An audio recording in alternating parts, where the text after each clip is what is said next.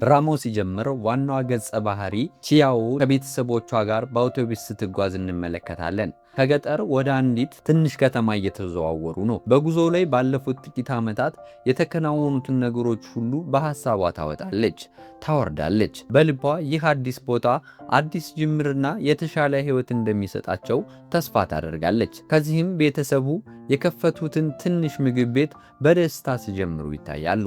ሁሉም በተስፋ ተሞልተዋል። ምናልባት አሁን ነገሮች መስመር ይይዙ ይሆናል። ቺንግዩና እናቷ ውስጥ ክፍሉን ሲያስተካክሉ፣ ታናሽ ወንድሟና አባቷ ደግሞ ማስታወቂያ ወረቀቶችን ለማደል ወደ ውጭ ይወጣሉ። ነገር ግን ሰዎች ወረቀቶችን አንዴ እንኳን ሳይመለከቱ መሬት ላይ ይጥሏቸዋል። የመጀመሪያዋ ደንበኛ ወደ ውስጥ ትገባለች። ነገር ግን ወዲያው ነገሮች ይበላሻሉ። ደንበኛዋ በድንገት የኑድል ሾርባውን ጠረጴዛው ላይ ታፈሳለች። የቺንግዩ ታናሽ ወንድም ለማጽዳት ቢቸኩልም ሴቲቱ ግን ቆሻሻ ውሃ ምግቤ ላይ ረጨህብኝ በማለት ተወቅሰዋለች። ልጁ የያዘው ጨርቅ ፍጹም ደረቅ መሆኑን ያሳያታል። ሴቲቱ በዚህ ትበሳጫለች። በንዴትም የሞቀውን ውሃ እጁ ላይ ታፈስበታለች። እናትየው በመጀመሪያው ቀን መጥፎ ስም እንዳይሰጣቸው በመስጋት ወዲያው ወጥታ ለሴቲቱ አዲስ ምግብ ትሰጣታለች። አባትየው በበኩሉ የልጁን የተቃጠለ እጅ ለማከም ይጥራል። ቺንግዩ ይህ ሁሉ ትመለከትና በዝምታ ወደ ውጭ ትወጣለች። ሴቲቱ አዲስ ምግብ አልቀበልም ብላ በስድብ ትወጣለች። ብስክሌቷ ላይ ልትወጣ ስትል ግን ጎማው መተንፈሱን ታያለች። ይህን ያደረገችው ቺንግዩ መሆኑን እንረዳለን። ለወንድሟ ወዲያውኑ ትበቀላለች። እሷ ግፍን በዝምታ እንደማትመለከት ግልጽ ይሆናል። ቆይቶ ቤተሰቡ ወደ ቤት ይመለሳሉ። ዕቃዎቻቸውን እያወጡ የልጁን እጅ ያክማሉ። ወንድሟ ለምንድነው ወደዚህ ከተማ የተመለስ ነው ብሎ ይጠይቃል። እናትየው ለትምህርታቸው የተሻለ እንደሆነና ቀደም ብሎም ነገሮች እየተበላሹ እንደነበር ትገልጻለች። ሁሉም ነገር የምናስተካከልበት ጊዜ ነው ትላለች። ከዚያም እናትየው ከቦርሳው ውስጥ አንድ ካልሲ ታወጣለች። እጇም ይንቀጠቀጣል። ቺንግዩ ወዲያውኑ ቀምታ በመውሰድ ታቃጥለው ትወጣለች። ካልሲው የሟች ታላቅ እህቷ የቺያኦ ቤይ እንደነበር እንረዳለን። ቺንግዩ እናቷና ወንድሟ ዕቃ ወደሚያወጡበት ክፍል ትመለሳለች። የትምህርት ቤቱ ፋይሏን ትመለከታለች። ለወንድሟ የአይን ምልክት ትሰጣለች። እሱም ወዲያው ይረዳታል። እናትየው የትራስ ልብስ እንድታለብስለት ይጠይቃታል። እናትየው በዚያ ስትጠመድ ቺንግዩ እናትየውን እንዳታያቸው ብላ ወረቀቱን አልጋው ላይ ለመደበቅ ትሞክራለች። እናትየው ግን ወረቀቶቹን አይታ እህታችሁ ጎበዝ ተማሪ ነበረች ትላለች። ቤዩ በገጠሩ ምርት ወደሚባለው ትምህርት ቤት ተቀባይነት አግኝታ እንደነበር ትነግራቸዋለች። ከዚያም እናትየው ክፍሉን ለቃ ትወጣለች። ቺንግዩ ከወንድሟ ጋር ትቀመጣለች። እሱም ስለረዳት ሽልማት እንደሚፈልግ በፈገግታ ይነግራታል። በማግስቱ ጠዋት ቺንግዩ አንድ ትልቅ ዛፍ ስር ብቻዋን ተቀምጣለች። በዚህ አዲስ ከተማ ጠንካራ እንድትሆንና የድሮ ህልሟን እንድትረሳ ለራሷ ደብዳቤ ትጽፋለች። አንድ ቅጠል በፖስታ ውስጥ ጨምራ ጎኗ ታስቀምጣለች። ከዚያም ጥቁር የለበሰ ወጣት ከበስተጀርባዋ ይመጣል። ስሙ ሚንግ ሼንግ ይባላል። ቅጠሉም ሆነ ቦታው የሱ መሆኑን ይነግራታል። ቺንግ ግን በተረጋጋ መንፈስ ይህ ዛፍ የህዝብ ሀብት ነው፣ የመንግስት እንጂ ያንተ አይደለም ትላለች። ሚንግ ሼንግ ፖስታውን ይዞ ወደደችም ጠላችም ቦታው የሱ እንደሆነ ይነግራታል። ቺንግዩ ልትቀማው ብትሞክርም አልቻለችም። ትከሻውን ሰብቃ ከእንግዲህ እኔም አልፈልግህም በማለት ትታው ትሄዳለች። ከዚያም ሚንግ ሼንግ ማን እንደሆንሽ አውቃለሁ፣ አንቺ የሷ እህት ነሽ ይላታል። ቺንግዩ ደንገጥ ብላ ትቆማለች። ለዓመታት ያንን ስም ማንም ጠርቶት አያውቅም ነበር። ልትሄድ ስትል ሚንግ ሸጃንጓን ይዛታል። እሷን እጁን ነክሳው ትሮጣለች። እሱም በድንጋጤና በንዴት በዚያው ይቆማል። ወደ ቤት ስትመለስ ቺንግዩ ለትምህርት ቤት ትዘጋጃለች። ታናሽ ወንድሟ ያረጁ ጫማዎችን ያወጣል። ጫማዎቹ የቤዩ ነበሩ። ቺንግዩ ጫማዎቹን ስታይ ወዲያው ቀምታ በመውሰድ ለምንድነው እንዲህ አይነት ነገሮችን የምትጠቀመው ብላ ትጮህበታለች። ጫማዎቹን ወደ ጎን ተወረውራቸዋለች። ወንድሟ ቤዩ እህታችን ነበረች፣ በዚህ ቤት ውስጥ እየሆነ ያለው ነገር ትክክል አይደለም ይላታል። ቺንግዩ ነገሩን እንዲተወው ትነግረዋለች። እሱም በትኩረት እያየ አንቺም ልክ እንደ እናት እየሆንሽ ነው ይላታል። በማግስቱ ጠዋት ቺንግዩ ቤተሰቧ አዲስ ዩኒፎርም መግዛት ስላልቻሉ የድሮ ዩኒፎርሟን ለብሳ ወደ አዲስ ትምህርት ቤት ትሄዳለች። የተማሪዎች ማስታወቂያ ሰሌዳ ፊት ለፊት ትቆማለች። ሁሉም ወንዶች አዲስ መሆኗን ተረድተው ትምህርት ቤቱን ሊያስጎበኟት ቃል ይገባሉ። የኛ ክፍል የመዋኛ ገንዳ የማጽዳት ተረኛ ነው በማለት ወደ ገንዳ ይወስዷታል። ቺንግዩ ትስማማለች፣ ግን ወጥመድ ነበር። አንደኛው ልጅ ዛሬ የማጽዳት ተረኛ እሱ ነው በማለት በድፍረት ይናገራል። ሌላኛው ግን አዲስ ስለሆነች ዛሬ ታጸዳለች በማለት በድንገት ወደ ገንዳው ይገፋታል። ቺንግዩ መዋኘት ስለማትችል ትጮኻለች። ሊረዳት አንድ ሰው እጁን ይዘረጋላታል። ቀና ብላ ስታይ ግን ሚንግሼንግ መሆኑን ትረዳለች። የእሱን እርዳታ አትቀበልም። ሌላ ሰው የሚንሳፈፍ ፕላስቲክ ይወረውርላታል።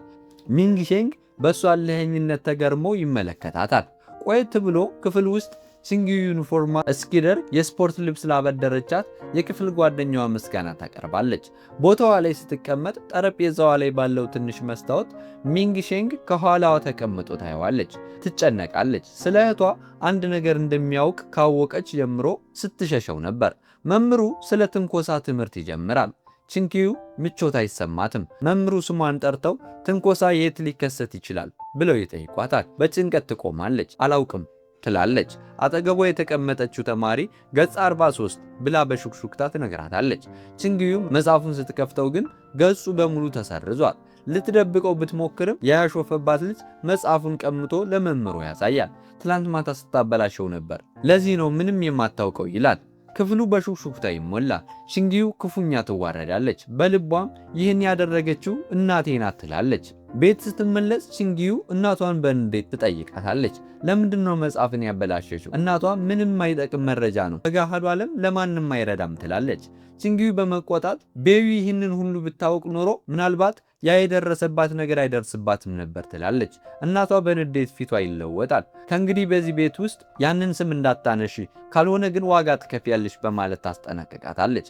በሚቀጥለው ቀን ወደ ትምህርት ቤት ስትሄድ ሚንግ ሼንግ አይቷት ይጠራታል። እንደ ልማዷ ችላ ትለዋለች። መንገዷን ዘግቶ ለምን ሁል ጊዜ እንደምትሸሸው ይጠይቃታል። በመቀጠልም እጁ ላይ ያለውን የንክሻ ምልክት ገና ዋጋ አልተከፈለበትም ይላታል። ለሚቀጥለው ሴሚስተር የቤት ስራውን እንድትሰራለት ይጠይቃታል። ቺንግዩ እምቢ ትላለች። ሚንግሼንግ ግን ስለ እህትሽ ሞት እውነቱን ማወቅ ከፈለግሽ እኔን መስማት አለብሽ ይላታል። ቺንግ ደንግጣ ትቀራለች። ቤተሰቧ የነገሯት በትርፍ አንጀት በሽታ እንደሆነ ነው። አሁን ግራ ተጋባች። ሊያስፈራራት ፈልጎ ነው ወይስ በእውነት የሚያውቀው ነገር አለ? ክፍል ውስጥ ተቀምጣ ባትፈልግም የቤት ስራውን መስራት ትጀምራለች። ሚንግሼንግ መጥቶ ወዲያውኑ እጅ በመስጠቷ ብልህ መሆኗን ይነግራታል። ቺንግዩ የቤት ስራውን ወደ እሱ ገፍትራ እንዲሄድ ትነግረዋለች። እሱ ግን የትም እንደማይሄድና በትምህርት ቤት ውስጥ ያለች ማንኛውም ሴት ልጅ የእሱን የቤት ሥራ መስራት እንደምትፈልግ ይነግራታል። እሷም በቁጣ ታዲያ እነሱ ይስሩት ትለዋለች። እሱም ተበሳጭቶ ይሄዳል። አጠገቧ የተቀመጠችው ተማሪ ሚንግሼንግን እንዴት እንደምታውቀው ትጠይቃታለች። ቺንግዩ ያስቸገረኝ ነው ትላለች። ተማሪዋ ግን እሱ በትምህርት ቤት ውስጥ በጣም ተወዳጅ ጎበዝ ተማሪና ለሁሉም በትምህርታቸው የሚረዳ መሆኑን ትነግራታለች። ቺንግዩ አንድ ሰው እንዴት በተመሳሳይ ጊዜ አስቸጋሪና ጎበዝ ተማሪ ሊሆን እንደሚችል አልገባትም። ቆየት ብሎ ሚንግ ሼንግ ከጓደኞቹ ጋር የቅርጫት ኳስ በሚጫወትበት ሜዳ ታልፋለች። አንድ ጊዜ አንድ ልጅ ሲያሳድዱና ገንዘቡን ሲቀሙ እንዳየቻቸው ታስታውሳለች። ያኔ አስቸጋሪ ልጆች መስለዋት ነበር። ነገር ግን ሌባ ይዘው ገንዘቡን ለባለቤቱ እየመለሱ እንደነበር ትረዳለች። ቢሆንም ግን ጥሩ ሰዎች መሆናቸውን አላመነችም። የቅርጫት ኳስ ጭንቅላቷን ይመታታል። እነዚህ አስቸጋሪ ተማሪዎች ይስቁባታል። ቺንግዩ ጥላ ትሄዳለች። ነገር ግን ሚንግሼንግ ተከትሏት መጥቶ ደህና መሆኗን ይጠይቃታል። እሷ ግን የእሱ መጨነቅ እንደማያስፈልጋትና ምን አይነት ሰው እንደሆነ እንደምታወቅ ትነግረዋለች። እሱም የጠየቁሽን ነገ የቤት ስራዬን መጨረስሽን ለማረጋገጥ ነው ብሎ ደብተሩን ይሰጣታል። እሷም በንዴት ትገነፍላለች። የስልክ ቁጥሯን ይጠይቃታል። ስልክ እንደሌላት ትነግረዋለች። እሱ ግን እያታለለችው እንደሆነ በማሰብ አያምናትም። እሷ ግን በእውነት እንደሌላት ትነግረዋለች። በመጨረሻም የቤት ስልክ ቁጥሯን ተቀብሎ ይሄዳል። ከዚያም ታናሽ ወንድሟ ከትምህርት ቤት ሲወጣ ታገኘዋለች። ሚንግሼንግን ታውቀው እንደሆነ ይጠይቃታል። እሱ በአካባቢው ታዋቂ ቆንጆና ጎበዝ የቅርጫት ኳስ ተጫዋች መሆኑን ትረዳለች። ቺንግዩ ለወንድሟ ሚንግሼንግ ስለ እህታቸው የቤዩ አሟሟት እውነቱን ለመንገር በሚል የቤት ስራውን እንድትሰራለት እያስገደዳት መሆኑን ትነግረዋለች። ወንድሟ ግን በዚህ አልደነገጠም። በመንደሩ ውስጥ ያሉ አብዛኛዎቹ ሰዎች ቤዩ ቆንጆና በሁሉም የምትደነቅ በመሆኗ እንደሚያውቋት ይነግራታል። ቺንግዩ በቁጣ ውበት በረከት አይደለም፣ ሸክም ነው። ቆንጆ ሴት የሁሉም ወንድ ኢላማ ትሆናለች። ሊያገኟት የማይችሉ ደግሞ ሊያጠፏት ይሞክራሉ ትላለች። ወንድሟ ሁልጊዜ በቤዩ እንደምትቀና ያስብ እንደነበረ ይነግራታል። እሷ ግን ቀንቻ አላውቅም፣ ምርጫዎቿን ግን እጠላ ነበር ትላለች። ቤዩ በውበቷ ትኮራ የነበረበትንና ቺንግዩ ከአደገኛ ወንድ ጋር እንዳትሆን ልታስቆማት ስትሞክር ያዋረደቻትን ጊዜ ታስታውሳለች። የእህቷ ድርጊት በሕይወት እያለችም ሆነ ከሞተች በኋላ ቤተሰቡን እንዳዋረደና መከራ እንዳሳየ ትገልጻለች። እንደሱ አይነት እህት ባልነበረኝ እመኝ ነበር ትላለች። በማግስቱ ቺንግዩ በንዴት ትምህርት ቤት ትገባና ሚንግሼንግ በእህቷ ስም ሊያሾፍባት እንደማይገባ ተወስናለች። የቤት ስራውንና ደብተሩን ፊቱ ላይ ወርውራ ውሸታም መሆኑን ትነግረዋለች። እህቷ የሞተችው ቤተሰቧ እንደነገሯት በትርፍ አንጀት በሽታ መሆኑን ትገልጻለች። እርግጠኛ ከሆነ ማስረጃ እንዲያመጣ ትጠይቀዋለች። ሚንግሼንግ እሷ ማስረጃ እንደሌላት ይነግራታል። በመቀጠልም አባቱ ቤዩ ትታከምበት በነበረው ሆስፒታል ውስጥ እንደሚሰራና ሪፖርቱን በአይኑ እንዳየ ይነግራታል። በትርፍ አንጀት በሽታ እንዳልሞተች እርግጠኛ አለው። እሱም ትቷት ይሄዳል። ቺንግዩ ግን ክፉኛ ደንግጣ ትቀራለች። ቺንግዩ ወንበር ላይ ተቀምጣ በሐሳብ ትባዝናለች። እውነቱን ማወቅ ትፈልጋለች ወይስ ነገሮች እንደተቀበሩ ቢቀሩ ይሻላል? በዛ ምሽት ቺንግዩ የአጎቱ ልጅ ጂንሩይ ከእጮኛው ጋር ሊጠይቃቸው ይመጣል። ከጥቂት ወራት በኋላ በትውልድ መንደራቸው ለሚደረገው ሰርጋቸው ሁሉንም ይጋብዛቸዋል። ቺንግዩ እንኳን ደስ አለ ትለዋለች። ከዚያም አብረው ወደ በረንዳ ይወጣሉ። እሱም ለእናቷ እንዳትናገር በማስጠንቀቅ የተወሰነ የኢቲስ ገንዘብ ይሰጣታል። እሷም ታመሰግነዋለች። በማግስቱ ቺንግዩ እንደገና ወደ ትምህርት ቤት ትሄዳለች። የጂንግሼንግን የቤት ሥራ መልሳ ተወረውርለታለች። አባቱ የሆስፒታሉ ዳይሬክተር ቢሆኑም ምንም እንደማይገዳት ትነግረዋለች። ሐኪሙ ዋሽቷል ብላ አታምንም። ማስፈራራቱን እንዲያቆም ትነግረዋለች። እሱም ጥሏት ይሄዳል። ቺንግዩ ባልተረጋጋ መንፈስ በዝምታ ትቀመጣለች። አንድ ቀን በትምህርት ቤት ውስጥ አንዳንድ ተማሪዎች ቺንግዩ ተገቢ ያልሆነ አለባበስ ለብሳለች በማለት ለመምህሩ ያመለክታሉ። ቀሚሷ ላይ ደም ይታያል። በፍጥነት ወደ መጸዳጃ ቤት በመሄድ ከክፍል ጓደኛዋ ልብስ ትጠይቃለች። ጓደኛዋ ግን በጭንቀት እህትሽ በዛ በሽታ መሞቷ እውነት ነው ብላ ትጠይቃታለች። ቺንግዩ ትደነግጣለች። ከዚያም ይህ ወሬ ሚንግሼንግ የፈጠረው ይመስላታል። በንዴት ልብሷን እንኳ ሳትቀይር ተወጣና ሚሼንግን በሰው ፊት ታገኘዋለች። እጁን ይዛ አስቸጋሪ መሆኑን ታውቃለህ፣ ግን ስለ እህቴ እንዲህ ያለ አጸያፊ ወሬ እስክታሰራጭ ድረስ ዝቅ ትላለህ ብዬ አላስብም ነበር በማለት ትጮህበታለች። እሱም ምንም ወሬ እንዳላሰራጨ ይነግራታል። ጠዋት ሲወጣ ሁሉም ሰው ስለ ጉዳዩ ያወራ እንደነበር ገልጾ በቸልታ ይሄዳል። ይህ ደግሞ ይበልጥ አበሳጫታል።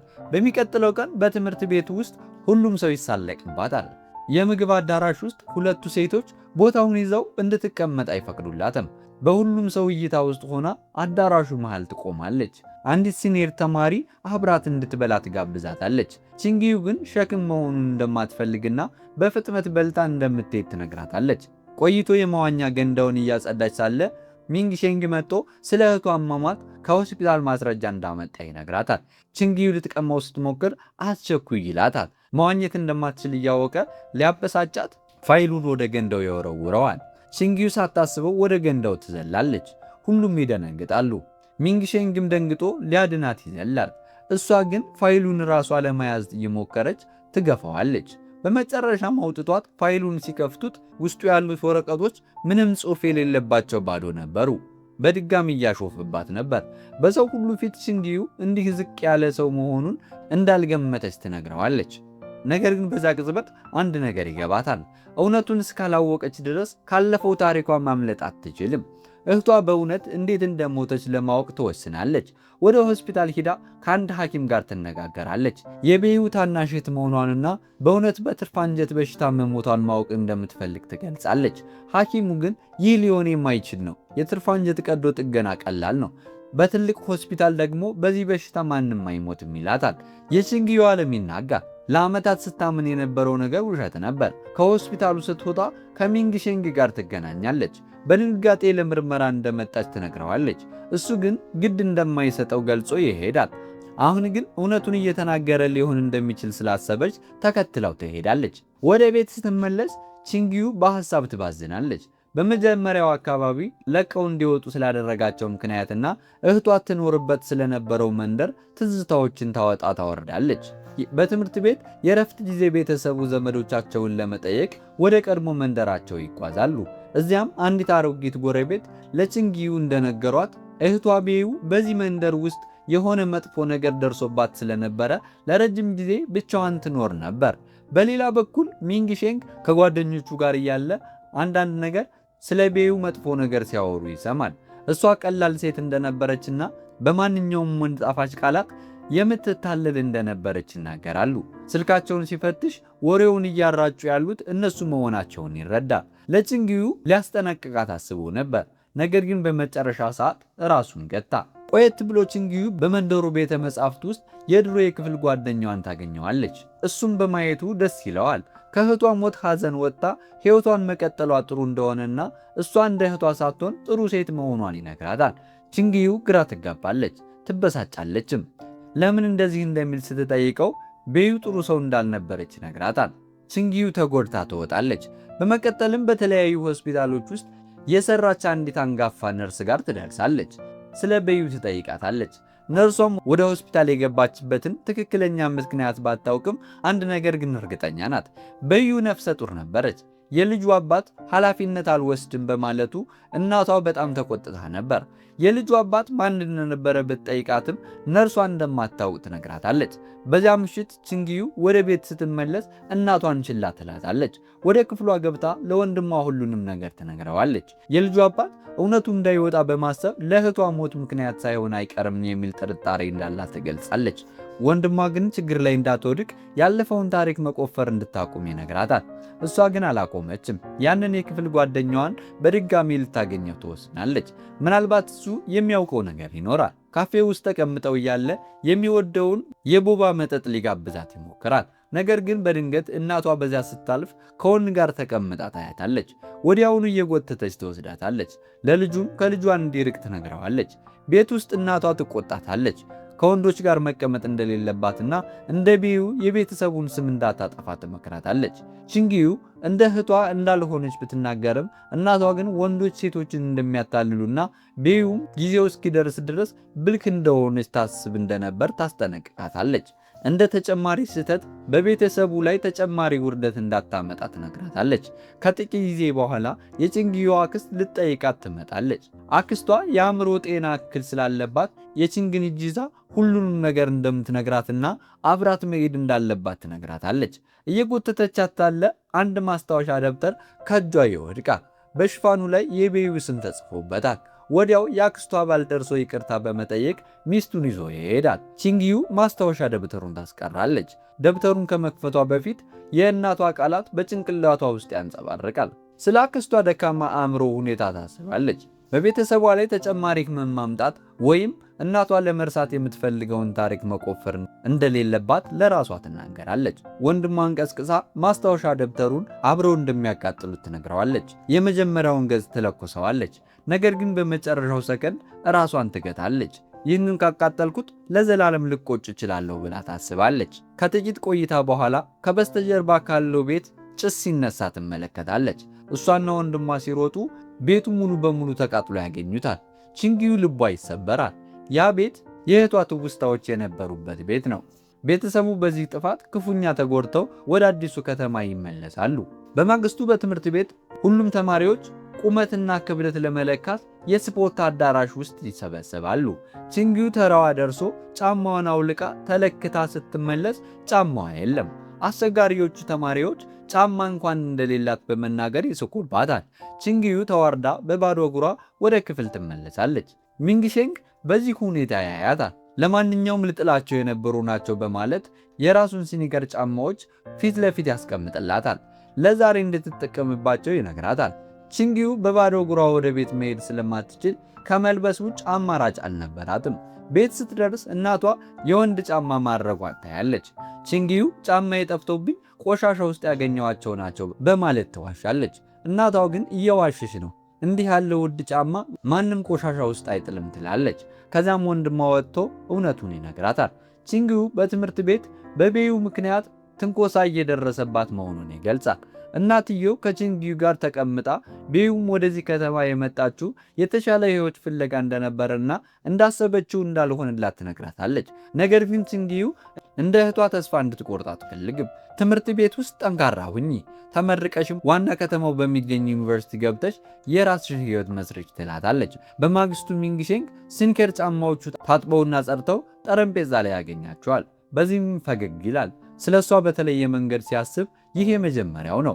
ቺንግዩ ከክፍል ስትወጣ ሚንግሼንግ ስለ ጫማው ጉዳይ የመጣ መስሎ ከውጭ ይጠብቃታል። ካጠብሻቸውማ ድጋሚ ሊጠቀምባቸው ይችላል ይላታል። ከዚያም ቺንግዩ ያልተጠበቀ ነገር ትናገራለች። ለሙሉ ሴሚስተር የቤት ሥራ እንሰራለሁ፣ ግን 2 ቅድመ ሁኔታዎች አሉኝ። አንደኛው የቤዩን የሆስፒታል ሪፖርት ታመጣልኛለህ፣ ሁለተኛው ደግሞ ስልክን ትሰጠኛለህ። ሚንግሼንግ ወዲያውኑ ይስማማል። በማግስቱ ስልኩን ይሰጣታል፣ ሪፖርቱንም ያሳያታል። ነገር ግን ከትምህርቷ እንዳትሰናከል ትክክለኛውን ሪፖርት የምትረከበው ከፈተና በኋላ መሆኑን ይነግራታል።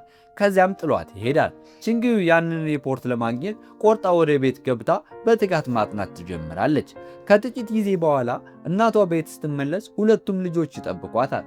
ወንድሟ መምህሩ የቀድሞ የትምህርት ቤት ሪፖርቱን እንደሚፈልግ ይነግራታል። እናትየው የቤተሰብ ሰነዶች ወደሚቀመጡበት መሳቢያ ትሄዳለች። እሷ ወደዚያ ስታመራ ቺንግዩ ሆን ብላ በምድጃ ላይ ባለው የፈላ ውሃ እጇን ታቃጥላለች። እናትየው የሮጠች መጣ በቸልተኝነቷ ትቆጣታለች። በዛ ቅጽበት ወንድሟ የሚንግሼንግን ስልክ አውጥቶ በመሳቢያ ውስጥ ያሉትን ሰነዶች በሙሉ ፎቶ ያነሳቸዋል። ቆየት ብለው በክፍላቸው ውስጥ ፎቶዎቹን ሲመለከቱ ስለ ቤዩ ምንም ጠቃሚ ነገር አላገኙም። ቺንግዩ ተስፋ ትቆርጣለች። የሚንግሼንግን ስልክ በከንቱ እንደወሰደችው ታስባለች። በማግስቱ እናትየው ከመሳቢያ ውስጥ 10 ዩን መጥፋቱን ታስተውላለች። ወንድሟን ትጠራዋለች። እሱም በፍርሃት ገንዘቡን ሊወስድ ሲል እህቱ እንደረዳችው ይናገራል። እናትየው ስልኩን አይታ ነበር። እንዲህ ያለ ውድ ስልክ ከየት አመጣሽ ብላ ቺንግዩን ትጠይቃታለች። ቺንግዩ ደንግጣ ቤተ መጻሕፍት ውስጥ አግኝተው ልትመልሰው እንደነበረ ትናገራለች። እናቷ እየጮኸች ውሸታም መሆኗንና አንድ ወንድ እንደሰጣት እንደጠረጠረች ትገልጽላታለች። ስልኩን ለመመለስ ራሷ ወደ ትምህርት ቤት እንደምትሄድ ትወስናለች። ትምህርት ቤት ውስጥ መምህሩ ቺንግዩ የሰውን ስልክ ወስዳ ከሆነ እውነቱን እንድትናገር ይነግሯታል። እሷ ግን በታሪኳ ትጸናለች። ቤተ መጽሐፍ ውስጥ እንዳገኘችው ትናገራለች። ከዚያም በድምፅ ማጉያ ቤተ መጽሐፍ ውስጥ ስልክ ተገኝቷል፣ ባለቤቱ መጥቶ መውሰድ ይችላል የሚል ማስታወቂያ ይነገራል። ሚንግሼንግ ይህንን ይሰማል። አንዳንድ ሴቶች የቺንግዩ እናት የመጣችው ልጇ ስልክ ሰርቃ ነው ብላ ስላሰበች እንደሆነ ማውራት ይጀምራሉ። ሚንግሼንግ ምንም ሳይናገር ያልፋቸዋል። ቺንግዩ ተረጋግታለች፣ ግን አሁንም ትጨነቃለች። እናቷ የእሱን ጫማ አይታ ልጇ የምታውቀው ልጅ እሱ ይሆን ብላ ትጠራጠራለች። ነገር ግን ሌሎች ልጆችም ተመሳሳይ ጫማ ማድረጋቸውን ስታይ የታወቀ ፋሽን ስለሆነ ይሆናል ብላ ሐሳቧን ትቀይራለች። ከጥቂት ደቂቃዎች በኋላ ያች በምግብ አዳራሽ ያገኛት ደግ ሴት ልጅ ከመምህሩ ጋር ትመጣና በሰው ሁሉ ፊት ስልኳን ቤተ መጻሕፍት ውስጥ ጥላው እንደነበርና ቺንግዩ ስለመለሰችላት ታመሰግናታለች። ችግሩ ተፈታ። ቆየት ብሎ ቺንግዩ ልጅቷ ለብቻዋ ስታገኛት ታመሰግናታለች። ልጅቷ ግን ይህንን እንዳደረገ የነገረኝ ሚንግሼንግ ነው ትላታለች። በዚያ ምሽት ቺንግዩ ካልታወቀ ቁጥር ስልክ ይደርሳታል። አንድ ሰው ስለ እህቷ ሊነግራት እንደሚፈልግና እንዲገናኙ ይጠይቃታል። በማግስቱ ልጁን ታገኘዋለች። እሱ የቤዩ የክፍል ጓደኛዋ እንደነበረና እሷ ክፉኛ ትንኮሳ ይደርስባት እንደነበረ ይነግራታል። ብቸኛ እውነተኛ ጓደኛዋ ቢሆንም እሷን ለመርዳት የሚያስችል ጥንካሬ እንዳልነበረው ይገልጻል። ትምህርቱን ጨርሶ ከሄደ በኋላ ሲመለስ ቤዩ ከአደገኛ ጓደኛ ጋር እንዳያትና ሰዎች ስለ እሷ መጥፎ ነገር ሲያወሩ እንደሰማ ይነግራታል። ቺንግዩ በንዴት ንግግሩን ታቋርጠውና ይህን ለምን እንደሚነግራት ትጠይቀዋለች። የመጣው ባለመርዳቱ የተሰማውን የጥፋተኝነት ስሜት ለመቀልበስ ነው። ምናልባት የእህቷ አእምሮ ሁኔታ እንዲባባስ ያደረገው ይህ ሊሆን ይችላል። ልጁ የጥፋተኝነት ስሜት እንደሚሰማው አምኖ ነገር ግን አንድ ነገር ሊሰጣት እንደመጣ ይገልጻል። ይህም ቤዩ የባሌ ዳንስ ስትጨፍር የሚያሳይ ሲዲ ነበር። እሷ በጣም ጎበዝ የባሌ ዳንሰኛ ነበረች። በዛ ቅጽበት ሚንግሼንግና ጓደኞቹ በዚያ ሲያልፉ ቺንግዩን ከልጁ ጋር ያዩዋታል። አንደኛው ጓደኛው ከወንዶች ጋር አላወራም የምትለው ልጅ አይደለችም? አሁን ደግሞ እዩዋት፣ ምናልባት እሷም እንደ እህቷ ትሆን ይሆናል በማለት በሹክሹክታ ይናገራል። ሚንግሼንግ ዝም እንዲል በቁጣ ቢነግረውም በውስጡ ግን ያልተረዳው ስሜት ምናልባትም ቅናት ይሰማዋል። በትምህርት ቤት ቺንግዩ ለቡድን ሥራ ኮምፒውተር ፊት ተቀምጣለች። ነገር ግን እያደረገች ያለችው የእህቷን የቀድሞ መረጃ መፈለግ ነው። እዚያም ቤዩ ከአንዲት ሴት ጋር የተነሳችውን ፎቶ ታገኛለች። ያችን ልጅ ስታገኛት አሁን መገናኘት እንደሚችሉ ትነግራታለች። ሌሎች ተማሪዎች ደግሞ ያንን ወንድ ልታገኝ ነው በማለት ማውራት ይጀምራሉ። ቺንግዩ ልጅቷን አግኝታ የቤዩ እህት መሆኗን ትገልጽላታለች። ስለ ቤዩ የፍቅር ጓደኛም ትጠይቃታለች። ልጅቱ ነገሩ ውስብስብ እንደሆነ ትገልጻለች። ቤዩ ከአንድ ሰው ጋር ብቻ ሳይሆን ከበርካታ ወንዶች ጋር ትገናኝ እንደነበረና አብዛኞቹ ደግሞ አደገኛ ወንጀለኞች እንደነበሩ ትነግራታለች። ነገር ግን አንድ ቀን እውነተኛ ፍቅር የነበረው አንድ ምስኪን የፀጉር አስተካካኝ አገኘች። ያ ጉልበተኛ ጓደኛዋ ይህንን ሲሰማ ከሰዎቹ ጋር መጥፎ ሁሉንም ነገር በማጥፋት ፀጉር አስተካካዩን ከቤዩ ጋር ምንም ግንኙነት እንደሌለው እስኪመስል ድረስ ክፉኛ ደበደበው። በመቀጠሉ ጉልበተኛው ለቤዩ አዲሱ ጓደኛዋ ወዲያው እንደሸጣትና ከሱ ውጭ ማንም እንደሌላት በመንገር አሾፈባት። ልጅቷ እንደገለጸችው ቤዩ ሁልጊዜ ታዝን ነበር። ፍቅርን ከቤት ውጭ የምትፈልገውም በጣም ስለምትሻው ነበር። ሰዎች በስህተት ተረድተዋታል። እሷ ግን በየውበታው ፍቅርን ለመፈለግ ስትሞክር ሁልጊዜ ከአደገኛ ወንዶች ጋር ትወድቅ ነበር። በማግስቱ በፓርክ ውስጥ የቺንግዩ የብስክሌት ሰንሰለት ይወድቃል። ልታስተካክለው አልቻለችም። ሚንግሼንግ በዚያ ሲያልፍ ያስተካክልላታል። ልትሄድ ስትል ምስጋና የለም ብሎ ይጠይቃታል። እሷም አመሰግናለሁ ትላለች። እሱ ግን እውነተኛ ምስጋና እንደሚፈልግና በብስክሌቷ ቤት ድረስ እንድታደርሰው ይጠይቃታል። እሷ እምቢ ትላለች። እሱ ግን የብስክሌቷ ኋላ ላይ ተቀምጦ አልወርድም ይላል። ቺንግዩ ከመንዳት ውጭ አማራጭ አልነበራትም። በመንገድ ላይ ያሉ ያ ወንድ የእህቷ ጓደኛ እንደነበረ ይጠይቃታል። በድንገት ትቆማለች። በንዴትም ወርዳ እንዲወርድ ትነግረዋለች። እሱ ግን ወደፊት በመቀየር እሷን ከኋላ እንድትቀመጥ ያደርጋታል። እየተጓዙ ሳለ ቺንግዩ ስለ እህቷ ያለውን እውነት ሁሉ ልትነግረው ትወስናለች። ሚንግሼንግ በትኩረት ካዳመጠ በኋላ ይህ እሷን መጥፎ ሰው አያደርጋትም፣ ምናልባት ፍቅርን በተሳሳተ ቦታ ትፈልግ ነበር ይላታል። በማግስቱ ቺንግዩ ከትምህርት ቤት ስትወጣ የእህቷ የቀድሞ ጓደኛ የሆነው ያ ጉልበተኛ ከውጭ ቆሞ ታገኘዋለች። ሊያናገራት ይሞክራል። የክፍል ጓደኞቿ በአቅራቢያው ስላሉ ምቾት አይሰማትም። ስለዚህ ሌላ ቦታ ሄደው እንዲነጋገሩ ትነግረዋለች። ወደ አንድ ካፌ ይሄዳሉ። በዚያ ያሉ ተማሪዎች ጉልበተኛውን ሲያዩ ሁሉም ተነስተው ይወጣሉ። መጥፎ ስም አለው። ሰውየው ከቺንግዩ ጋር ተቀምጦ እህቷን እንደማትመስል ይነግራታል። አሁን ገና ወጣት ብትሆንም ልክ እንደ ቤዩ እንድትሆን እንደሚያደርጋት ይናገራል። በመቀጠልም የፍቅር ጓደኛ እንዳላት ይጠይቃታል። ቺንግዩ ደንግጣ ልትወጣ ትሞክራለች። እሱ ግን ይዛትና በቀላሉ እንደማትሄድ ይነግራታል። ወዲያውኑ ከውጭ መኪና ይጮህና ለማየት ሲወጣ በድንገት የክፍል ጓደኛዋ ዋንግ ሙሙ መጣ የቺንግዩን እጅ ይዛ በኋለኛው በር በፍጥነት ይሮጣሉ። ከውጭ ስትወጣ ልጅቷ ምስጋና ታቀርባለች። እንዴት እንዳወቀች ስትጠይቃትም ሚንግሼንግ ከጉልበተኛው ጋር ስትሄድ አይቷት እንደተከተላት እንደረዳትና እሱ ደግሞ የሰውየውን መኪና የማስጠንቀቂያ ደውል እንዳጮኸው ትነግራታለች። ነገር ግን ነገሩ በዚህ አላበቃም። በዛ ምሽት ጉልበተኛው ወደ ቤተሰቡ ምግብ ቤት ይመጣል። ከበላ በኋላ ሂሳብ ለመክፈል ወደ ቺንግዩ እናት ይሄዳል። ሂሳቡን ከመክፈል አልፎ ላንቺ ይሁን ልጅሽ አሁን የኔ ጓደኛ ናት በማለት ገንዘብ ጠረጴዛ ላይ ያስቀምጣል። እናትየው ታውቀዋለች። ገንዘቡንም አልቀበልም ትላለች። እሱ ግን ገንዘቡን በግድ ያስቀምጥና የልጅሽ ባል ስለመሆን በደንብ ልታስተናግጅኝ ይገባል ብሎ ይወጣል። እናትየው በፍርሃት እየተንቀጠቀጠች ገንዘቡን መሬት ላይ ትጥለዋለች። በማግስቱ ትምህርት ቤት ስትደርስ ያ ጉልበተኛ በትምህርት ቤቱ መግቢያ በር ላይ የፍቅር ደብዳቤዎችን ትቶላት እንደነበር ትረዳለች። ጓደኛዋ ደንግጣ ልክ እንደ እህትሽ በእውነት የእሱ ጓደኛ ሆንሽ እንዴ ስትል ትጠይቃታለች። ቺንግዩ ግን እውነት እንዳልሆነ ትነግራታለች። ከትምህርት ቤት ስትወጣ ጉልበተኛው ሳይይዛት ለማምለጥ ትቸኩላለች። ከውጭ ሚንግሼንግና ጓደኞቹ ይህን ሁሉ እየተመለከቱ ተቀምጠዋል። አንደኛው ጓደኛው ከጉልበተኛ ጓደኛዋ ያመለጥ ሳይሆን አይቀርም ይላል። ሚንግሼንግ በዚህ ንግግር በጣም ይበሳጫል። ወደ ቤት ስትሄድ አንድ ሰው እየተከተላት እንደሆነ ይሰማታል። ዞር ስትል ሚሽንግ ነው። ስለ ደህንነቷ ስለሰጋ አብሯት ሊሄድ እንደሚፈልግ ይነግራታል። እሱ ወደፊት እየሄደ እሷ ከኋላው ትከተላለች። ለመጀመሪያ ጊዜ የደህንነት ስሜት ይሰማታል። ቤት ስትደርስ ሲሄድ ትመለከተውና ለጥቂት ጊዜ በር ላይ ትቆማለች። ቆየት ብሎ ቺንግዩ ወላጆቻቸው ለምን ሁልጊዜ ዝምተኛ እንደሆኑ ወንድሟን ትጠይቀዋለች። ለምንድነው ቤዩን ከጉልበተኛ ያልጠበቋት ወይም ለፖሊስ ያልደወሉት ብላ ትጠይቃለች። ራሷ ወላጆቿን ለመጠየቅ ወደ ምግብ ቤት ትሄዳለች። ስትደርስ ግን ምግብ ቤቱ ሙሉ በሙሉ ተደምስሶ ታገኘዋለች። ጉልበተኛው በፈረሰው ቁሳቁስ መካከል ተቀምጧል። ወላጆቿን ስለ ታናሽ ልጃቸው ይጠይቃቸዋል። አባቷ በፍርሃት ልጄ ገና ወጣት ናት፣ ስህተት ሰርታ ከሆነ እባካችሁ ይቅር በላት ይላል። ጉልበተኛው ቤዩ የእሱ ጓደኛ እንደነበረች ለገንዘብ እንደተጠቀመችበትና ከጀርባው ከሌሎች ወንዶች ጋር ትገናኝ እንደነበር ይናገራል። ከተማው በሙሉ የእሷን ዕዳ ይከፍላል ይላል። በዛም ቅጽበት ቺንግዩ ትገባና ውሃ ትረጭበታለች። አባቷ ይደነግጣል። ጉልበተኛው ይነሳል። አባቷ ቺንግዩን ለማጋራድ ቢሞክርም የፖሊስ መኪና ድምፅ ከውጭ ይሰማል። ጉልበተኛው ለመበቀል እንደሚመለስ ዝቶ ይወጣል። እሱ እንደወጣ ወላጆቹ ወደ ቺንግዩ ዝረው ለምን ካፌ ውስጥ አገኘሽው? ምን እያሰብሽ ነበር? በማለት ይጮህባታል። ቺንግዩም ይህንን ያደረግኩት በእናንተ ምክንያት ነው። ስለ እህቴ እውነቱን ማወቅ ስለምፈልግ ነው። እናንተ ደብቃችሁ የያዛችሁትን እውነት በሕይወት እያለች ልትጠብቋት አልቻላችሁም። አሁን ደግሞ ስሟን እንኳን መጥራት አትችሉም ብላ እያለቀሰች ትወጣለች። በማግስቱ በትምህርት ቤት ቺንግዩ በጭንቀት ላይ ናት። አንድ ተማሪ መጥቶ ጓደኛሽ ከውጭ ረብሻ እያስነሳ ነው ይላታል። ጉልበተኛውን ችላ ለማለት ብትሞክርም መንገዷን ይዘጋባታል።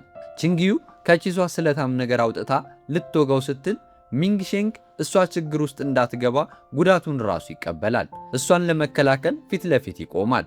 ከዚያም ፖሊስ ይመጣል። ጉልበተኛው ይሸሻል። ሚንግሼንግ በጭንቀት ቺንግዩን ይመለከታታል። ከዚያም በሹክሹክታ ወደሚያወሩት ተማሪዎች ይዞራል። ኮቱን አውልቆ ጭንቅላቷ ላይ ይደርብላታል።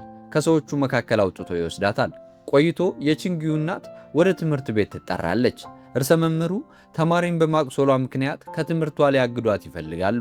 ነገር ግን ሚንግሼንግ ራሱ ጣልቃ እንደገባና ጉዳቱን ለመቀበል እንደመረጠ ይናገራል። አንድ መምህርም ጉልበተኛው በትምህርት ቤቱ አቅራቢያ ሴት ተማሪዎችን ሲያስቸግር እንደነበረ ምስክርነታቸውን ይሰጣሉ። ሚንግሼንግ ጉዳቱ ከባድ እንደሆነና የተጎዳው እሱ መሆኑን ይገልጻል። ርዕሰ መምህሩ ለቺንግዩ አንድ ተጨማሪ ዕድል ይሰጣታል። ነገር ግን ነገሮች ይበልጥ እየተበላሹ ሲሄዱ ቺንግዩ ያንን ዕድል ባላገኘችው ትመኝ ነበር። ትንኮሳው ይጨምራል። ጉልበተኛው በሷ ምክንያት ሌሎች ተማሪዎችን ማስቸገር ይጀምራል። ሁሉም ደግሞ ቁጣቸውን በቺንግዩ ላይ ይወጣሉ። ቆሻሻ ይጥሉባታል። መጸዳጃ ቤት ውስጥ ይቆልፉባታል። ከጎኗ የቆሙት ሚንግሼንግና አንዲት ታማኝ ጓደኛዋ ብቻ ናቸው። በሳምንቱ መጨረሻ ሚንግሼንግ ናፍቆት ይይዘዋል። ድምጿን በስልክ ለመስማት ብቻ ከቤተሰቦቿ ምግብ ቤት ትዕዛዝ ያስልካል። በዛ ጊዜ ግን ትዕዛዙን ራሷ ቺንግዩ ይዘው ትመጣለች። ቤቱ ደጃፍ ስትደርስ የእሷን ድምፅ በመስማቱ ይደነግጣል። ምንም ሳይናገር እጁን ይዘረጋል። እሷ ግን ማውራት እንደምትፈልግና ትንሽ ስጦታ ይዛለት እንደመጣች ትነግረዋለች። እሱ ወደ ውጭ ካልወጣ ራሷ ገብታ እንደምታየው ትነግረዋለች። ስትገባ ግን በሚኖርበት ቤት ሁኔታ ትደነግጣለች። ቤቱ በሙሉ ተዝረክርኳል። ተማሪዎች ጎበዝ ተማሪዎች እንዲህ ባለ ቤት ውስጥ እንደሚኖሩ ቢያውቁ ይስቁብሃል በማለት ትቀልድበታለች። እሱ ግን እጁ ስለተጎዳ ማጽዳት እንዳልቻለ ይነግራታል። ቺንግዩ ትምህርት ቤት ስለረዳት ምስጋና ታቀርባለች። እሱ ግን ተራ ምስጋና እንደማይበቃ ይነግራታል። ውለታውን መመለስ ከፈለገች ቤቱን እንድታጸዳለት ይጠይቃታል። እሷም ማጽዳት ትጀምራለች። በክፍሉ ውስጥ የእናቱን ፎቶ ታገኛለች። ፎቶውን ስታነሳው ሚንግሼንግ ምንም እንዳትነኪ ብሎ ይጮህባታል። እሷም በፍርሃት ጥላው ትወጣለች። በማግስቱ ትምህርት ቤት ውስጥ ሚንግሼንግ ሊያናገራት ቢሞክርም በስፖርት ክፍለ ጊዜ ችላ ትለዋለች። ትኩረቷን ለማግኘት በየቦታው ይከታተላታል። በመጨረሻም ከሱ ጋር መጨረሷን ነግራው ትሄዳለች። እሱም በንዴት ይጮሃል። ቤት ስትመለስ እናቷ የእህቷ ስም መጥፎ ዕድል እያመጣ ስለሆነ ስሟን ለመቀየር ወደ ከተማ እንዲሄዱ ትነግራታለች። ቺንግዩ ትቆጣለች። ስሟን በፍጹም እንደማትቀይር ትገልጻለች። በባቡር ጣቢያ ውስጥ ረብሻ ይነሳል። በአቅራቢያው ያሉ ሰዎች እናቷ ልታግታት የፈለገች መስሏቸው ፖሊስ ይጠራሉ።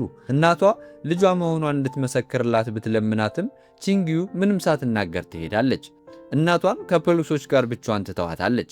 ቆይቶም አባቷ እናቷን ይዞ ይመጣል። እናቷ ቺንግዩን ትቆጣለች። ቺንግዩ ግን ስሟን እንዳይቀይሩ ለማድረግ ብቸኛው መንገድ ይህ እንደነበርና ለውሳኔው እንደማትስማማ ትናገራለች። ከጥቂት ቀናት በኋላ የጂንሩይ ሰርግ ይደርሳል። ቤተሰቡ ወደ መንደሩ ይጓዛሉ። በዚያም ጂንሩይ የሥጋ ዘመዳቸው እንዳልሆነና የቤተሰቡ አባላት በጥልቅ የሚወዱት የማደጎ ልጅ መሆኑን ትረዳለች። ጂንሩይ ወደ ቺንግዩ ክፍል መጥቶ ለሰርጉ ዕቃዎች አብረው እንዲገዙ ይጋብዛታል። በመንገድ ላይ ስለ እህቷ ትጠይቀዋለች። እሱም ቤዩ በልጅነቷ በጣም ደግ እንደነበረች፣ ነገር ግን ቺንግዩ ስትወለድ የቤተሰቡ ትኩረት ወደ አዲሷ ሕፃን በመዞሩ ብቸኝነት እንደተሰማት ይነግራታል። እሱ ሁልጊዜ ያዝናናት እንደነበርና ለዚህም በጣም ተቀራርበው እንደነበረ ይገልጻል። እሱ መንደሩን ጥሎ ሲወጣ ግን የአእምሮ ጤናዋ እንደታወከና በመጨረሻም እንደሞተች ይነግራታል። ቺንግዩ ስለነገራት ታመሰግነዋለች። በማግስቱ ሚንግሼንግ የሚሳተፍበት የበጎ አድራጎት ዝግጅት እንዳለ ነግሮ እንድትመጣ ይጋብዛታል። እሷም ትስማማለች። እንዲሁም ስለ እህቷ ያለውን እውነት ለማወቅ የአክስቷን ማስታወሻ ደብተር የምታነብበት ጊዜ አሁን እንደሆነ ተወስናለች። ደብተሩን ስትከፍተው ግን ታላቅ ድንጋጤ ይደርስባታል። ማስታወሻ ደብተሩ ቤዩ ከጂንሩይ ጋር ግንኙነት እንደነበራትና ነፍሰ ጡር እንደነበረች ይገልጻል። ነገር ግን ጂንሩይ እሷንና ልጁን ጥሏቸው ጠፋ። አባታቸው ደግሞ ቤዩ ጽንሱን እንድታስወርድ አስገደዳት። ከዚያ በኋላ እውነቱን ለመደበቅ ወደ ሌላ መንደር ተዛወረች። ከዚያም በስሜት ተሰብራ ጂንሩይን ለመርሳት ስትል ከሌሎች ወንዶች ጋር መገናኘት ጀመረች። ነገር ግን ልትረሳው አልቻለችም። ቺንግዩ ክፉኛ ተሰበረች። ሁልጊዜ ጥሩ ሰው ነው ብላ የምታስበው ያጎቷ ልጅ ይህንን ሁሉ ትልቅ ሚስጥር ደብቆ ነበር። በዚያ ምሽት መላው ቤተሰብ ለእራት ተሰብስበዋል። የጂንሩይ እናት በቸልታ የቺንግዩ ወላጆች ልጃቸው እንደ እህቷ እንዳትሆን ጥንቃቄ እንዲያደርጉ ትመክራለች። ቺንግዩ ትቆጣለች። እህቷ መንገድ የሳተችው በዚህ መንደር ውስጥ ስትኖር መሆኑን ትገልጻለች። ታዲያ ይህ እንዴት ሆነ ብላ ትጠይቃለች። የጂንሩይ እናት ወንዶች ናቸው ሴቶቹን የሚያበላሹት ትላለች። ቺንግዩ ወዲያውኑ እንግዲያውስ እህቴን ያበላሻት ጂንሩይ መሆን አለበት፣ ምክንያቱም የምታውቀው ብቸኛ ወንድ እሱ ነበር በማለት ትመልሳለች። ጂንሩይ በድንጋጤ ይረዳል። እናቱ የአባቷን ስም ጠርታ ልጁን እንዲገስጽ ትነግረዋለች። አባቱ ግን በቸልተኝነት ከታላላቆች ፊት እንዲህ አታውሪ ብቻ ይላታል። ቺንግዩ ውሳኔዋን አሳርፋለች። በእህቷ የድሮ ዕቃዎች መካከል የቤዩና የጂንሩይ ፎቶ ያለበት ትንሽ የሙዚቃ ሳጥን ታገኛለች። ሳጥኑን በሚስጥር የጂንሩይ ክፍል ውስጥ ታስቀምጠዋለች። እሱ ተመልሶ ሲመጣና ሳጥኑን ሲያይ ይደነግጣል። ቺንግዩ ወደ ክፍሉ ገብታ ሁሉንም ነገር እንደምታውቅ ትነግረዋለች። እሱ ሊክድ ቢሞክርም ፎቶው አንዱ ማስረጃ ብቻ እንደሆነና በሰው ሁሉ ፊት እንደምታዋርደው ትዝታለች። ለክፍል ጓደኛዋ ደውላ የማስታወሻ ደብተሩን ፎቶኮፒ እንድታበዛላት ትልካለች። ይህ በእንዲህ እንዳለ የቺንግዩ እናት ጂንሩይን ለብቻው አግኝታ የቁጠባ ደብተር ትሰጠዋለች።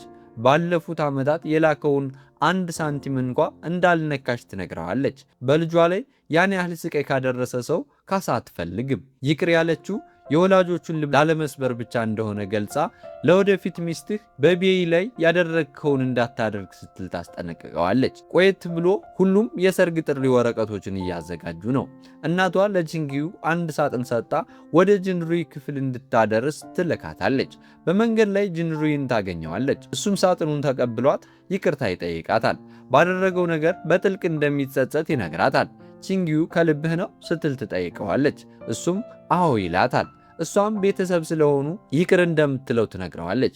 ነገር ግን አይኖቿ ሌላ ተንኮል እያሰቡ ነበር። በዚያ ምሽት ቺንግዩ ሳተኛ ድራ የተባዙትን የማስታወሻ ደብተር ገጾች በሰርግ ጥሪ ወረቀቶች ውስጥ ትጨምራቸዋለች። ለእህቷ ፍትህ ለማግኘት ወስናለች። በማግስቱ ጠዋት ሙሽራዋ ለሰርጉ እየተዘጋጀች ነው። ቺንግዩ ከሙሽራዋ ጋር ተቀምጣ ጂንሩይ እንዴት እንዳገኘችው ትጠይቃታለች። ሙሽራዋ የፍቅር ታሪኳን ትነግራታለች። በእውነት ደስተኛ እንደሆነችና እውነቱን እየተናገረች እንደሆነ ቺንግዩ ትረዳለች። ስለ ጂንሩይ እውነቱን እንድትነግራት ስትል እናቷ ገብታ ዝም ትላለች። ከውጭ እናቷ ቺንግዩን ለብቻዋ ታወራዋለች። ቺንግዩ ሁሉንም እውነት እንደምታውቅ ትነግራታለች። እናቷም ሕይወትን መቀጠል ከባድ ነው፣ ነገር ግን እሱ ሌላ ሰው ማግባቱን መቀበል ይበልጥ ከባድ ነው ትላታለች። ቢሆንም እንደ ጂንሩይ የሌሎችን ሕይወት የምታጠፋ ሰው መሆን እንደሌለባት ትመክራታለች። ቺንግዩ ሙሽራዋ ወዳለችበት ክፍል ትመልሳለች። ደስተኛ የሆኑትን ፊቶቿ ስታይ ሐሳቧን ትቀይራለች። ወረቀቶቹን ለማውጣት ሳጥኑን ታነሳለች። ነገር ግን ልትወጣ ስትል አንድ እንግዳ ይህ ቤተሰብ ለምን ተጋበዘ? እንደነሱ ያለ ቤተሰብ ውርደት እንጂ ሌላ አያመጣም ሲል ትሰማለች። ይህ ሁሉንም ነገር ቀየረው። ጂንሩይ ደስተኛ ሆኖ እያለ የእሷን ቤተሰብ ይህን ሁሉ ስቃይ መሸከማቸው ፍትሃዊ እንዳልሆነ ታስባለች።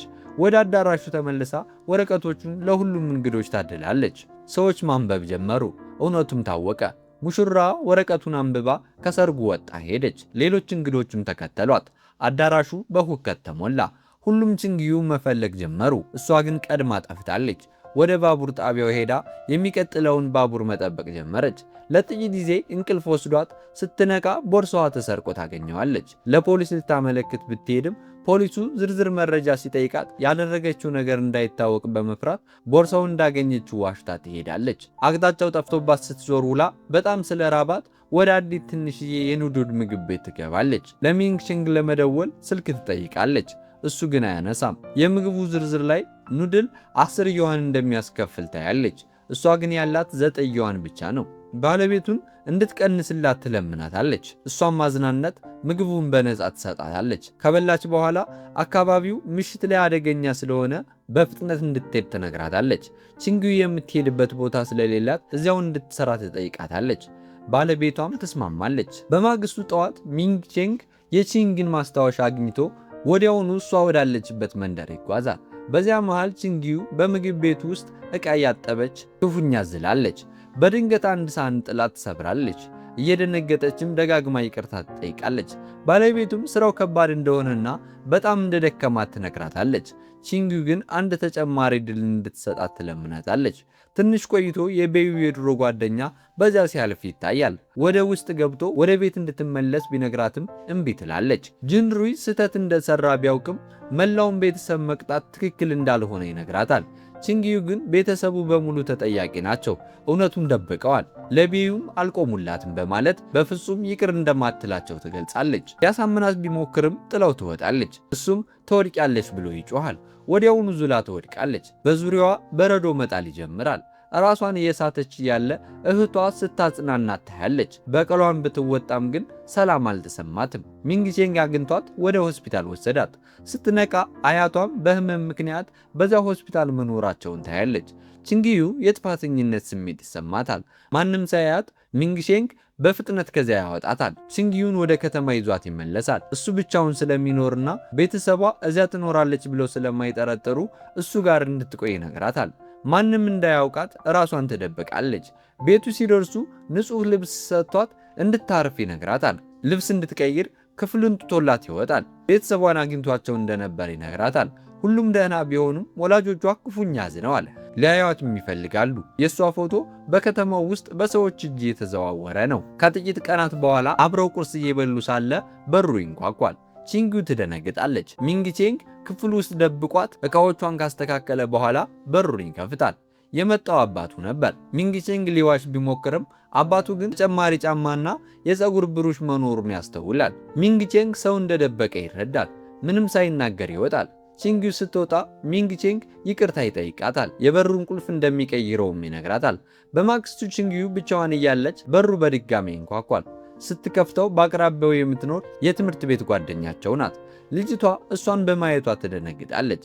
ከንግግሯ ልጅቷ ለሚንግ ቼንግ ስሜት እንዳላት ግልጽ ነው። ቺንግዩ ለጊዜው ብቻ እንደሆነና በቅርቡ እንደምትሄድ ትነግራታለች። የማንም ችግር መሆን አትፈልግም። ውሎ አድሮ ቺንግዩ ከቤት ትወጣለች። ነገር ግን ጥቂት እንደተጓዘች ሰዎች አውቀዋት ፎቶ ያነሷታል። ወላጆቿ ወዲያው ደርሰው በጣም ተጨንቀው እንደነበር ነግረው ወደ ቤት ይወስዷታል። ነገር ግን አያቷ ልክ እንደ እህትሽ ሆንሽ፣ በቤተሰቡ ላይ ውርደት አመጣሽ በማለት በቁጣ ይገስጿታል። በመንደሩ ላሉ ሰዎች በሙሉ በይፋ ይቅርታ መጠየቅ እንዳለባት ይነግሯታል። ቺንግዩ ግን ትክክለኛውን ነገር እንዳደረገች ትገልጻለች። አያቷም አባቷን በግድ ይቅርታ እንድትጠይቅ እንዲያደርጋት ያዝዟታል። ካልሆነ ግን ቤተሰቡ ሰላም እንደማያገኝ ይናገራሉ። ወደ ክፍሏ ስትመለስ እናቷ ተከትላት በመግባት የት እንደነበረች ትጠይቃታለች። ቺንግዩ ግን መልስ አትሰጥም።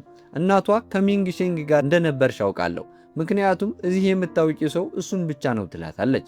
እናቷም በእህትሽ መንገድ እየሄድሽ ነው፣ በዚህ ከቀጠልሽ ግን ከዚህ ቤት መውጣት አለብሽ ስትል ታስጠነቅቃታለች። ቺንግዩ በእርግጥም መውጣት ስትጀምር እናቷ ይዛ በጥፊ ትመታታለች። ይህ እናቷ ስትመታት የመጀመሪያዋ ነበር። ትልቅ ጭቅጭቅም ይነሳል። ሚንግ ቼንግ ከመስኮቱ ማዶ ሆኖ በንዴት በሐዘን ይመለከታል። ግን እንዴት እንደሚረዳት አያውቅም። ጭቅጭቁ ያበቃው የቺንግዩ ፊት ሲቆስል ነው። እናቷ ልጇን ከዚህ በፊት ጎድታት ስለማታውቅ ወዲያው የጥፋተኝነት ስሜት ይሰማታል። ታናሽ ወንድሟ ቁስሏን አጽድቶ ያክምላታል። ከዚያም በኋላ እናቷ ቺንግዩ እንዳትጠፋ የብረት በር ታስገጥማለች። እንዲሁም የሚንግ ቼንግን ልብሶች ወስዳ በመስጠት ከልጇ እንዲርቅ በጥብቅ ታስጠነቅቀዋለች። በማግስቱ ትምህርት ቤት ውስጥ ሰርጉ ላይ የሆነውን ነገር በከተማው በመታወቁ ትንኮሳው ይበልጥ ይገፋል። ቺንግዩ በውርደት ትዋጣለች። ክፍል ውስጥ ሚንግ ቼንግ ሊያናገራት ቢሞክርም ሰዎች እሱም ወሬ ውስጥ እንዳይገባ በማሰብ ወዲያው ትርቃለች። እሱ ግን ተስፋ ሳይቆርጥ በየቦታው ይከተላታል። በመጨረሻም የሙዚቃ ክፍል ውስጥ ገብታ ትቆልፋለች። እሱም በሩን አንኳኩቶ እዚያ መሆኗን እንደሚያውቅና ለምን ሳትነግረው እንደጠፋች፣ ለምን መልእክቶቹን እንዳልመለሰች ማወቅ እንደሚፈልግ ይነግራታል። በዚህ መሃል ቤት ውስጥ የቺንግዩ አባት ለአያቷ ትዕዛዝ ታዝዛ መንደር ሄዳ ይቅርታ መጠየቅ እንዳለባት ለእናቷ ይነግራታል። እናቷ ግን እምቢ ትላለች።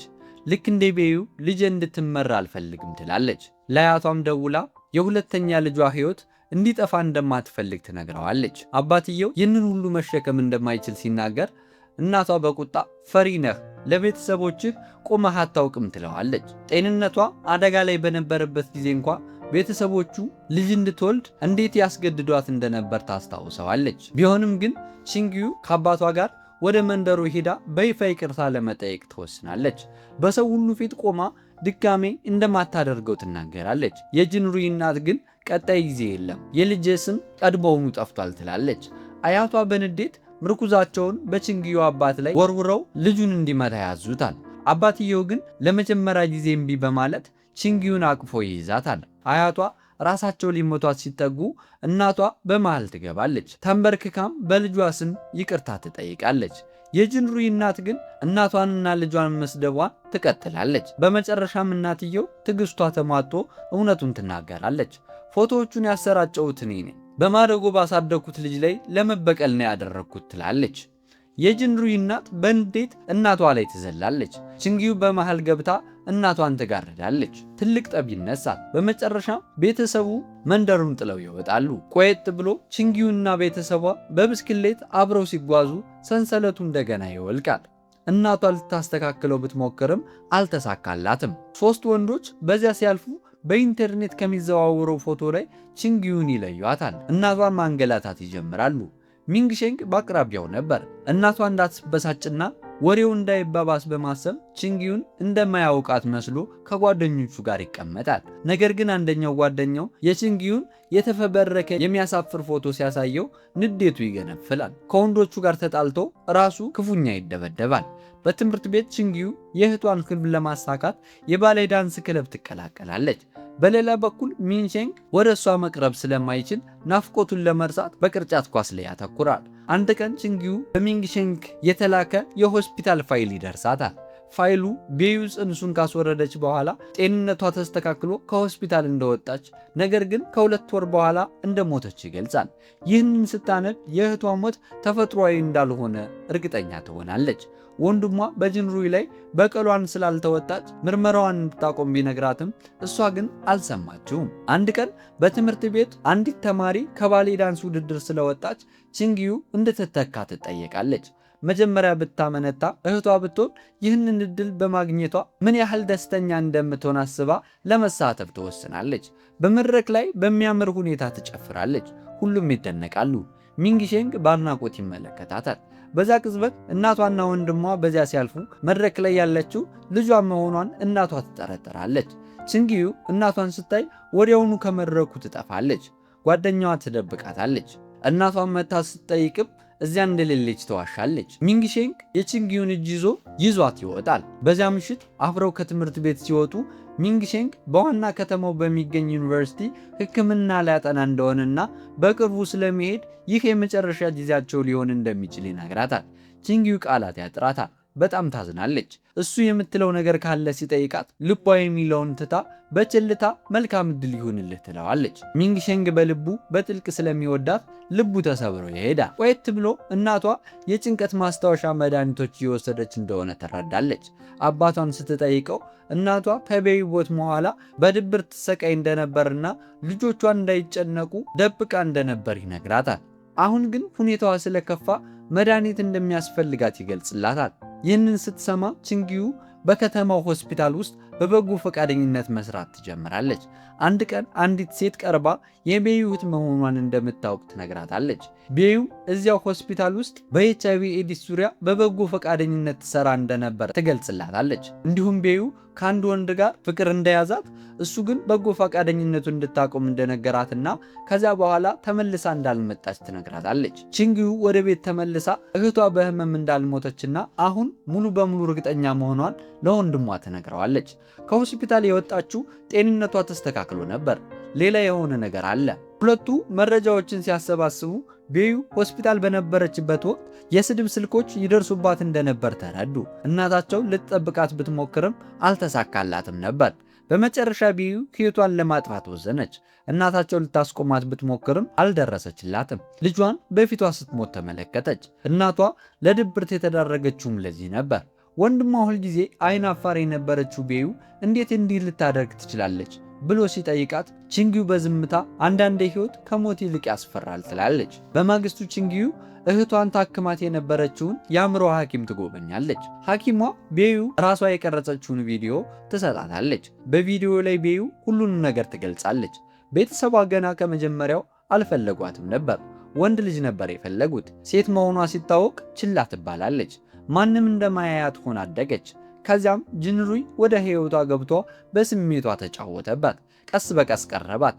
እሷም የፍቅር ጥማት ስለነበረባት አልፈልግም ማለት አልቻለችም። በአንድ ሌሊት ግን ወሰኑን አለፈ። ከዚያ በኋላ ምንም ማለት አይደለም፣ የአንድ ጊዜ ስህተት ነው አላት። ጽንሱን ካስወረደች በኋላ ወደ ሌላ ከተማ ለመሄድ ብትሞክርም ወሬው ቀድሞ ደርሶ ነበር። ከሰው ሁሉ ለመራቅ ሞከረች። ከጥቃት የሚጠብቃት የመሰላት ያጉልበተኛ ብቻ ስለነበረ ከሌሎች አደገኛ ወንዶች ለማምለጥ ወደ እሱ ተጠጋች። ነገር ግን እውነታው እሱ ራሱ ስለሚበድላት ከሱ ጥበቃ ያስፈልጋት ነበር። በመቀጠልም ኤችአይቪ እንደያዛ ታወቀች። ሆስፒታል መሆኗን ቤተሰቧ ሲያውቁ መጥተው በጂንሩይ ላይ እርምጃ ባለመውሰዳቸው ይቅርታ ጠየቋት። ተንከባከቧትና ጤንነቷ ተስተካከለ። ነገር ግን በዚያ ጊዜ በድብርት ውስጥ ተጥማ ነበር። ህመሙን፣ ውርደቱንና ብቸኝነቱን መሸከም ስላልቻለች ሕይወቷን ለማጥፋት መረጠች። ይህንን ስትመለከት ቺንጊዩ ሙሉ በሙሉ ተሰበረች። ለመጀመሪያ ጊዜ የእህቷን ሲቃይ በጥልቀት ተረዳች። ከጥቂት ጊዜ በኋላ የአያታቸው ሞት ተሰማ። ሁሉም ለቀብር ወደ መንደሩ ተመለሱ። ከሥነ ሥርዓቱ በኋላ የጂንሩይ እናት አያታቸው ቤቱን ለጂንሩይ በካሳ መልክ እንደተውላት ተናገረች። የቺንጊዩ ወላጆች ምንም ቅሬታ እንደሌለባቸው ገለጹ። በመቀጠልም የጂንሩይ እናት የቤዩ አመድ በቤተሰቡ መቃብር ውስጥ መኖሩ መጥፎ ዕድል እያመጣ ስለሆነ ወደ ሌላ ቦታ እንዲዘዋወር እንደምታደርግ ተናገረች። የቺንጊዩ እናት ይህንን ሰምታ በዝምታ ከገባች በኋላ ትዕግስቷ ተሟጧ በጂንሩይ እናት ላይ ተነሳች። የዓመታት ህመሟን በድብደባ ተወጣች። ቺንጊዩ ገብታ አስቆመቻት። ይበቃል ካለች በኋላ በረጋ መንፈስ ወስደን የሚያምር ማረፊያ ቦታ እንፈልግላታለን አለች። ያደረጉትም ይህንኑ ነበር። ከዚያ በኋላ ቺንጊዩ ለሚቀጥለው ውድድር በአንድ ሆቴል ውስጥ የባሌ ዳንስ ውድድር ስታደርግ ውላ ደክሟት እዚያው እንቅልፍ ወሰዳት። የሆቴሉ ሰራተኞች እሷ መኖሯን ሲያውቁ በሩን ቆልፈውባት ሄዱ። ከውጭ ሚንግሼንግ የውድድሩ ዳኛ ከሆነችው እናቱ ጋር ደረሰ። አንድ ተወዳዳሪ በሩ ተቆልፎባት ውስጥ መቅረቷን ሰራተኛው ሲናገር ሚንሼንግ ዝርዝሩን አይቶ ቺንጊዩ መሆኗን አወቀ። በሩን ከፍቶ ሊያድናት ሮጠ። ቀሰቀሳትም። ሆቴል ለመክፈል አቅም ስለሌላት እዚያ መቆየቷን ስትነግረው ወደ ክፍሉ ይዟት ሄደ። እሷም ሁልጊዜ እኔን ለማዳን ትመጣለህ ስትል አመሰገነችው። እሱም እድሌ ሆኖ ነው፣ እኔ ሁልጊዜ ከአንቺ ጋር እሆናለሁ አላት። በማግስቱ ውድድሩ ይጀመራል። ቺንጊዩ መድረክ ላይ ስትወጣ ስትል ሙዚቃው ይቋረጣል። በድንጋጤ ቆማ ሳለ ሚንግሼንግ ወደ መድረክ ወጥቶ ፒያኖ ጋር ይቀመጣል። እሱ መጫወት ሲጀምር እሷ በነፃነትና በሚያምር ሁኔታ ትደንሳለች። የሚንግሼንግ እናትን ጨምሮ ታዳሚው በሙሉ በሁኔታው ይነካል። ከውድድሩ በኋላ አብረው ሲራመዱ ሚንግሼንግ እንደምታሸንፍ ይነግራታል። እሷ ግን ማሸነፍ ግድ እንደማይሰጣትና የፈለገችው እንደ እህቷ መድረክ ላይ ቆማ መደነስ ብቻ እንደነበር ትገልጻለች።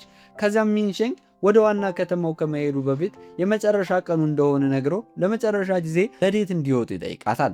እሷም ትስማማለች። ስካርፉን ትከሻው ላይ አልብሶ ወደ አኳሪየም ይወስዳታል። አብረው እየሳቁ ፎቶ ይነሳሉ። ከዚያም በብስክሌት ወደ ባህሩ ዳርቻ ይሄዳሉ። በባህሩ ዳርቻ ላይ ሚንግሼንግ የፀጉር ማስያዣዋን ወስዶ ለማስታወሻነት እንደሚያስቀምጠው ይነግራታል። ቺንጊዩ ወደ መደበኛ ሕይወቷ ትመለሳለች። ነገር ግን አንድ ቀን ያጉልበተኛ በድጋሚ ምግብ ቤቱ መጥቶ የፍቅር ጓደኛው እንድትሆን ይጠይቃታል። ሁልጊዜ ዝምተኛ የነበረው አባቷ በመጨረሻ ትዕግስቱ ተሟጦ የጋዝ ሲሊንደርና ላይተር ይዞ ጉልበተኛውን ያስፈራራዋል። ጉልበተኛው ደንግጦ ይሸሻል። በማግስቱ ጉልበተኛው ቺንጊዩን ሲከተላት ምን እንደሚፈልግ ስትጠይቀው ቤዩ ለገንዘብ እንደተጠቀመችበትና ከጀርባው ሌላ ወንድ እንደነበራት ይናገራል።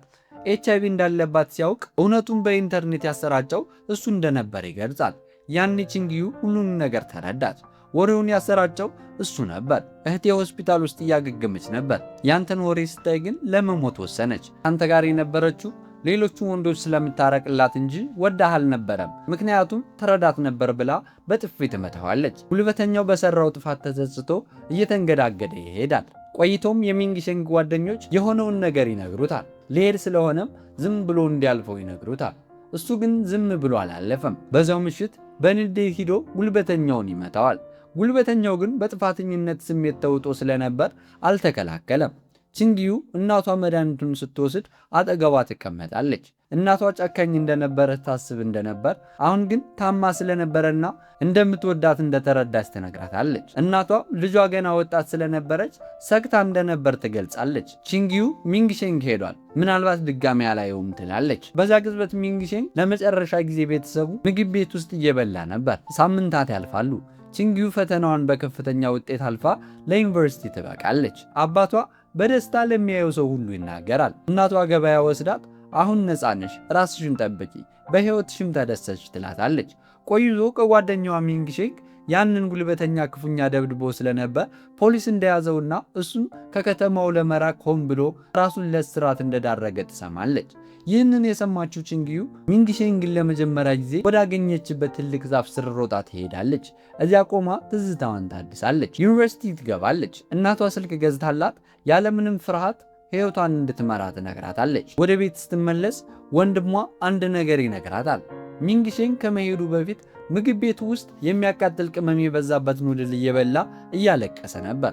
ወንድሟ በቅመሙ ምክንያት መስሎት ነበር። ሚንግሼንግ ግን ልተዋት አልችልም፣ ልረሳትም አልችልም ይል ነበር። ቺንግዩ ያኔ እውነቱን ተረዳች።